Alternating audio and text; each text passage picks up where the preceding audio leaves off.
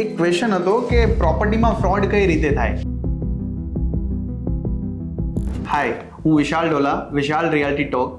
આની અંદર તમને ઘણી બધી ઇન્સાઇટ્સ મળશે અહીંયા રિયલ એસ્ટેટને લઈને, જમીનને લઈને યા ઇન્વેસ્ટમેન્ટને લઈને. તો આજે જે આપણે ટોપિક વિશે વાત કરવાના છીએ કે જમીનની અંદર કે પ્રોપર્ટીની અંદર ફ્રોડ ક્યાં ક્યાં અને કઈ રીતે થાય છે. હવે ઘણી વખત કેવું હોય કે અત્યારના સમયની અંદર તો ફ્રોડ કરવું બહુ મુશ્કેલ છે, પણ જે જૂની જમીનો છે, જે જૂના દસ્તાવેજો છે, એમાં ઘણી બધી વખત એવું હોય કે બે વખત એગ્રીમેન્ટ થયેલા છે. તો આનાથી કઈ રીતે બચવું? જે સારા એડવોકેટ્સ છે કે સારા જે એડવાઇઝર છે એમની સલાહ લઈ અને આ બધી પ્રોપર્ટીની ડિટેલ્સ કઢાવવી જોઈએ. ટાઇટલ્સ ચેક કરો. ટાઇટલ ચેક કર્યા પછી ખાસ તો તમારે માપણી શીટ ચેક કરવી જોઈએ. ઘણી વખત જગ્યા સ્થળ ઉપર ઓછી હોય, પેપરમાં વધારે હોય અને સરકારી રેકોર્ડમાં પણ કંઈ અલગ હોય. પ્રમોલ્ગેશન થયા છે 2018 પછી. તો આ બધી વસ્તુ તમારે ઓનલાઈન યા તો સારા એડવાઇઝરથી ચેક કરવી જોઈએ. પ્રોપર્ટી કયા એરિયામાં છે? ઘણી વખત રેલવે લાગતું હોય, કેનાલ લાગતી હોય કે બીજી કોઈ વસ્તુ બાજુમાં એવી સરકારી જગ્યાઓ લાગતી હોય તો એમની એનઓસી છે કે નથી, લેવી પડે એમ છે તો એના માટે શું પ્રોસેસ છે, આ બધી વસ્તુ જોવી જોઈએ. જો આ બધી વસ્તુ નહીં હોય તો ક્યારેક જમીન લીધા પછી માર્જિન્સ એવા બધા લાગે કે તમે એમાં ફસાઈ જાઓ. પછી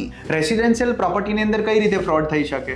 તો કેવું હોય કે ઘણી વખત બિલ્ડરે પરમિશનો આધી અધૂરી લીધી હોય, ઘણી એનઓસી ન લીધી હોય. તો આ બધી વસ્તુ જોવી જોઈએ કે રેરા રજિસ્ટર્ડ પ્રોજેક્ટ છે કે નહીં, નગરપાલિકા યા મહાનગરપાલિકામાંથી અપ્રુવલ્સ લીધેલા છે કે નથી લીધેલા, બેંકમાં પ્રોપર્ટી એપીએફ થઈ છે કે નથી થઈ. તો આ બધી વસ્તુ જોવી જોઈએ. તો એનાથી શું થાય, તમે ઘણા બધા લેવલ સુધી એમાં બચી શકો. કોણ બિલ્ડર છે એ બી બહુ ઇમ્પોર્ટન્ટ છે કે પ્રોજેક્ટ એનાથી કમ્પ્લીટ થઈ શકે એમ છે કે નથી, આગળ એમણે કેટલા પ્રોજેક્ટ કમ્પ્લીટ કરેલા છે, કેટલા ક્વોલિટી ડ્રીવન પ્રોજેક્ટ કરેલા છે. તો આ બધી વસ્તુથી શું થાય કે તમે એક લેવલ સુધી સારી જગ્યાએ અને સારા લેવલે ઇન્વેસ્ટમેન્ટ કરી શકો.